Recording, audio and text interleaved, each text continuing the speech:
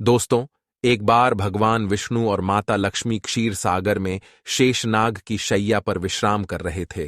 तभी विनता पुत्र गरुड़ उस स्थान पर आ जाते हैं और भगवान विष्णु तथा माता लक्ष्मी से पूछने लगते हैं, हे प्रभु, मैं पृथ्वीलोक का भ्रमण करके आया हूं। मैंने देखा कि पृथ्वीलोक पर अनेक मनुष्य नित्य स्नान करते हैं, किंतु फिर भी दुखी ही रहते हैं। उनके दुखी रहने का क्या कारण है? हे प्रभु, आप मुझे बताइए कि स्नान करने की सर्वोत्तम विधि क्या है? स्नान कब और कैसे करना चाहिए? स्नान करते समय कौन से मंत्रों का उच्चारण करना चाहिए? मेरे मन में इन सभी प्रश्नों को जानने की इच्छा निर्माण हो रही है। गरुड़ जी मां लक्ष्मी से भी पूछते हैं, हे माता, मैंने यह भी देखा है कि अनेक महिलाएं नित्य स्नान करके आपकी पूजा आराधना करती है, किंतु फिर भी उनके घर में आपका वास नहीं होता है। इसका क्या कारण है? गरुड़ जी द्वारा इस प्रकार से प्रश्न पूछने पर भगवान विष्णु कहते हैं, हे पक्षीराज, तुमने उचित ही प्रश्न किया है। स्नान करना अत्यंत आवश्यक होता है। स्नान से ही शरीर शुद्ध होता है। स्नान करने से ही शरीर पवित्र होता है और मनुष्य पूजा पाठ आदि कर्म करने के पात्र बनता है। इसीलिए मनुष्य को नित्य स्नान करना चाहिए। तुम्हारे सभी प्रश्नों के उत्तर देने से पूर्व मैं तुम्हें एक अत्यंत पवित्र कथा सुनाता हूं। उसे तुम ध्यान से सुनो। इस कथा में तुम्हें तुम्हारे सभी प्रश्नों के उत्तर प्राप्त हो जाएंगे। इतना कहकर भगवान विष्णु ने गरुड़ जी को स्नान का महत्व बताते हुए एक कथा सुनाई है, जिसे सभी मनुष्यों को ध्यान से सुनना चाहिए। इस कथा का श्रवण करने मात्र से ही सैकड़ों तीर्थों में स्नान करने का पुण्य मनुष्य को प्राप्त होता है। इसीलिए आप सभी इस कथा को पूरा जरूर सुने। आधा अधूरा ज्ञान अनर्थ का कारण होता है। तो चलिए शुरू करते हैं। भगवान विष्णु कहते हैं, हे पक्षीराज, प्राचीन काल की बात है। मध्य देश में एक अत्यंत सुंदर नगर था, जहां पर एक धनवान सेठ रहता था, जिसकी 3 पुत्रियां थीं। सेठ ने अपनी पुत्रियों को कभी किसी चीज की कमी होने नहीं दी। उसने उन्हें बड़े लाड़ प्यार से पाला था। उसकी पुत्रियां बहुत ही सुंदर और चंचल स्वभाव की थी। एक पिता का जो जो कर्तव्य होता है, वह सभी उस सेठ ने पूर्ण किया। अपनी पुत्रियों को उसने सब कुछ दिया, लेकिन उसने केवल एक गलती की। उसने अपनी पुत्रियों को शास्त्र ज्ञान नहीं दिया। जीवन में सब कुछ पाकर भी उसकी पुत्रियों का जीवन अधूरा था। ज्ञान के बिना कोई भी मनुष्य पूर्ण नहीं होता है। पैसा, संपत्ति, सौंदर्य होकर भी उसकी पुत्रियों के पास वो नहीं था जो प्रत्येक स्त्री के पास होना चाहिए। फिर जब उसकी तीनों पुत्रियां जवान हुई, तो उस सेठ ने उसकी तीनों पुत्रियों का विवाह एक अच्छे कुल में कर दिया। तीनों के पति बड़े बड़े व्यापारी थे और सभी राजमहलों में रहने के लिए चली गई। जैसे ही तीनों रहने के लिए अपने घर चली गई, वहां पर उनका भव्य दिव्य स्वागत किया गया। विवाह के बाद की सभी रस्में की गई। उन तीनों के ससुराल वालों ने उन्हें बहुत मान सम्मान दिया और सभी के साथ प्रेम से व्यवहार किया। वे तीनों अपने ससुराल में बड़े ही मौज से रहने लगीं। तीनों सुबह देर से जागती थीं, देर से स्नान करती थीं, बिना स्नान किए ही भोजन किया करती थी और कभी कभी ही पूजा पाठ किया करती थी। उनकी सास ने उन्हें कई बार टोका, लेकिन किसी ने अपनी सास की बात नहीं मानी और अपनी ही मनमानी करने लगी। लेकिन जैसे जैसे समय बीतता गया, उन तीनों पुत्रियों के ससुराल में परेशानियां बढ़ने लगीं। तीनों के पतियों को व्यापार में आर्थिक नुकसान होने लगा और धीरे धीरे उनका सारा व्यापार डूबने लगा। दूसरों से कर्ज लेकर वे अपने व्यापार को चलाने लगे, लेकिन फिर भी उन्हें घाटे का ही सामना करना पड़ा, जिससे घर में क्लेश होने लगा। बार बार लड़ाई झगड़े होने लगे। जब से ये तीनों उन घरों में रहने के लिए चली गई थीं, तभी से उनके घर में संकट आने शुरू हो गए थे। उन तीनों बहनों के ससुराल में पैसे की इतनी तंगी हुई कि उन्हें अपना घरदार सब कुछ बेचना पड़ा और वे सभी झोपड़ी में जाकर रहने लगे। लेकिन वे तीनों बहनें झोपड़ी में रहना पसंद नहीं करती थीं। इसीलिए वे अपने ससुराल को छोड़कर मायके में वापस आ गई और अपने पिता के साथ रहने लगी। अपने घर पर आकर भी उन तीनों की आदत नहीं बदली और घर पर आकर भी वह तीनों बहनें बड़े मौज से रहने लगी। वहां पर भी वे तीनों देर से उठती थीं, देर से स्नान करती थीं, बिना स्नान किए ही भोजन किया करती थीं, जिस कारण से उनके पिता को भी व्यापार में नुकसान होने लगा और उसकी भी आर्थिक स्थिति खराब होने लगी। फिर एक दिन उनके द्वार पर भगवान विष्णु एक साधु का रूप धारण करके आ गए।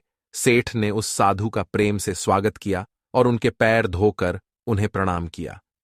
फिर सेठ ने उस महान साधु को अपना दुख बताया और उस पर निवारण करने के लिए उपाय पूछा। सेठ ने अपनी पुत्रियों को भी बुलाया और साधु को उनके बारे में भी सारी हकीकत बता दी। जैसे ही उस साधु ने सेठ की तीनों पुत्रियों की तरफ देखा तो उन्हें सारी हकीकत पता चली। उन तीनों बहनों के चारों ओर नकारात्मक शक्ति का घेरा बना हुआ था जो उनके साथ ही चल रहा था। वे जहां पर भी जाती वह नकारात्मक ऊर्जा उनका पीछा नहीं छोड़ रही थी। उस सिद्ध साधु ने उस सेठ से कहा, तुम्हारी तीनों बेटियों की आदतों के कारण उनके चारों ओर नकारात्मक ऊर्जा का घेरा बना हुआ है। इसी कारण से ये जहां पर भी जा रही है वहां पर केवल दुख और संकट आ रहे हैं। तुम्हारी तीनों पुत्रियां अत्यंत आलसी हैं। ये देर से जागती है, देर से स्नान करती है, बिना स्नान किए ही भोजन करती है और यही वजह है कि उनके जीवन में ये संकट आ रहे हैं। फिर उस साधु ने उस सेठ को और उनकी पुत्रियों को अत्यंत महत्वपूर्ण ज्ञान दिया और उसका नित्य पालन करने के लिए कहा। भगवान विष्णु कहते हैं, हे वत्स, स्नान के 4 प्रकार होते हैं: ब्रह्म स्नान, देव स्नान, आर्षि स्नान, मानव स्नान और दानव स्नान। इन्हें समय के अनुसार वर्गीकृत किया गया है। शास्त्रों में ब्रह्म मुहूर्त में किए जाने वाले स्नान को सर्वश्रेष्ठ माना गया है। ब्रह्म मुहूर्त यानी कि रात्रि का अंतिम प्रहर और सूर्योदय से ठीक 1.5 या 2 घंटे पहले का समय होता है, यानी कि साधारणतः सुबह 4 से 5:30 तक का समय। शास्त्रों में यह समय दिन का सर्वश्रेष्ठ समय माना जाता है क्योंकि इस समय वातावरण में अद्भुत और चमत्कारी ऊर्जा व्याप्त होती है। यह समय देवताओं का समय होता है। इस तरह देवताओं का स्मरण करते हुए ब्रह्म मुहूर्त में किए जाने वाले ब्रह्म स्नान को सर्वश्रेष्ठ स्नान कहा गया है। इस समय स्नान करने से और स्नान के तुरंत बाद सूर्य देवता को अर्घ्य देने से जीवन में सुख, समृद्धि और शांति आती है। दिन भर मनुष्य का तन और मन ताजगी और सकारात्मक ऊर्जा से भरपूर रहता है। ब्रह्म स्नान करने पर मनुष्य रोग तथा बीमारियों से दूर रहता है। उसका शरीर निरोगी और स्वस्थ रहता है। दूसरा है देव स्नान। सुबह 5 से 6 बजे के बीच किया जाने वाला स्नान देव स्नान कहलाता है। सभी पवित्र नदियों का स्मरण करते हुए किए जाने वाले इस स्नान को भी श्रेष्ठ स्नान माना जाता है।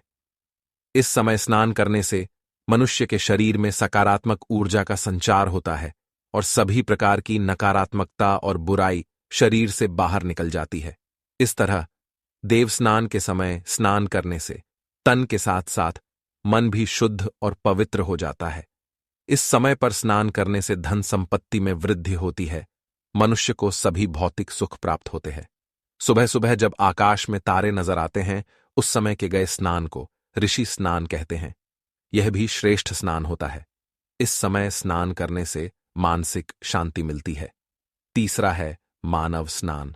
सुबह 6 से 8 बजे के बीच में किया जाने वाला स्नान मानव स्नान कहा गया है। यह स्नान सूर्योदय के समय या सूर्योदय के ठीक बाद में किया जाता है। इस समय स्नान करना भी अच्छा माना गया है। शरीर में दिन भर ताजगी, स्फूर्ति और सकारात्मक ऊर्जा व्याप्त रहती है जो हमें किसी भी कार्य को करने के लिए उत्साहित करती है।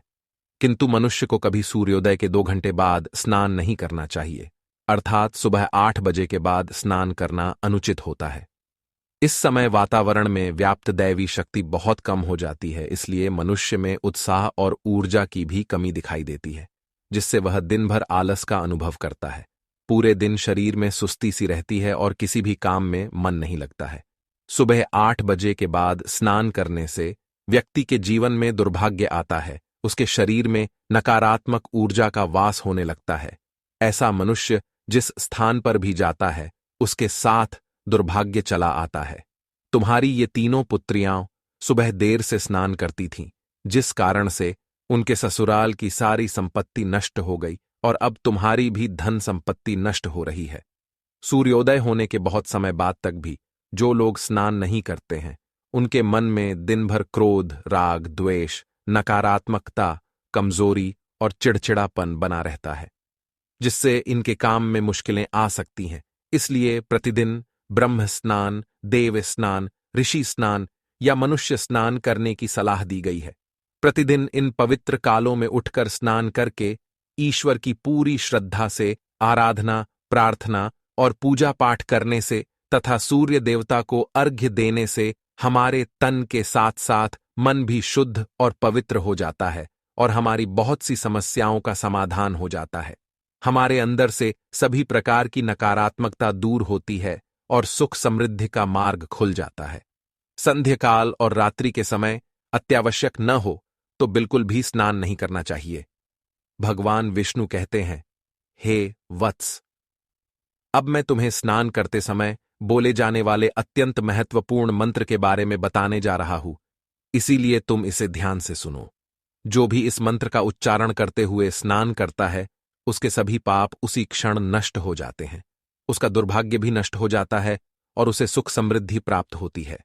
वह मंत्र इस प्रकार है, गंगे च यमुने चैव गोदावरी सरस्वती नर्मदे सिंधु कावेरी जले अस्मिन सन्निधिम कुरु। इसका अर्थ है, हे गंगा, यमुना, गोदावरी, सरस्वती, नर्मदा, सिंधु और कावेरी मां, मेरे स्नान करने के जल में कृपया आप सभी पधारिए। इस मंत्र के उच्चारण से सभी तीर्थ स्थानों में स्नान करने का पुण्य मिलता है। इस प्रकार से भगवान